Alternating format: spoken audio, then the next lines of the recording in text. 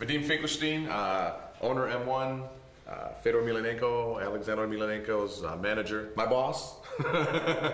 Very good guy.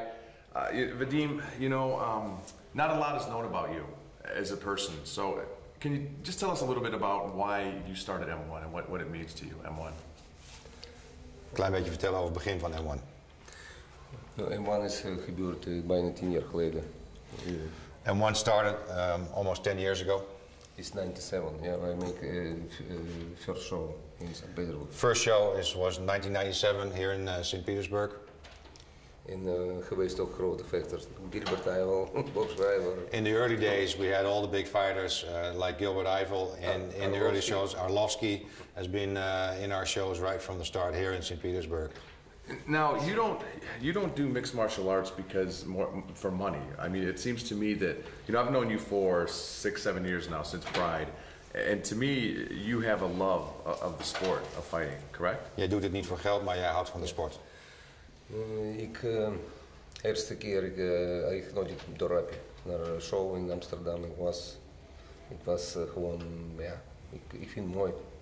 It started off with the first show in Holland, actually, with Appie Echtelt inviting Vadim, because they already knew each other, to a show in Holland, and Vadim just loved the show and picked it up from there. Why do you continue? Because you're a very successful businessman here in Russia. You have many businesses, very successful, but you continue to do mixed martial arts in M1. Why? Nou, in de Russische cultuur zitten ook veel vechten, weet je. Vroeger, ook weet je, bij feesten in Rusland, ja, komt ook heel Russian tradition vechten. En vroeger imperator geweest bij de vechten, altijd bij de, weet je, we hebben Ivan Podubny en altijd tsar komen in het circus, komen hem worstelen. Dat is niet echt. Well, Vadim is saying that, you know, that fighting and wrestling and going man-to-man competition is very much part of the Russian culture.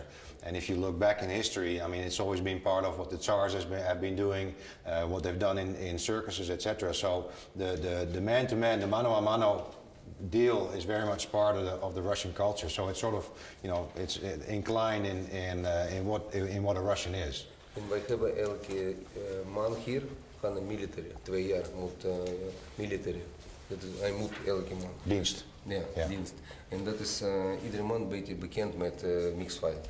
Omdat is in de army is gewoon een mixed fight.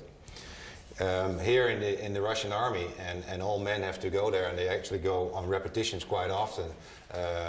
When they teach unarmed combat, they actually teach mixed martial arts. So again, also not only in ancient times, but also in present times in the Russian army, it's part of life. It's part of the training. Omdat ik denk, en dat is zeker komen populair dit hier. And Vadim is completely convinced that the popularity of MMA will grow not only here but across the globe. It's obviously, you know, the fastest growing sport in the world. Now we're going to switch gears.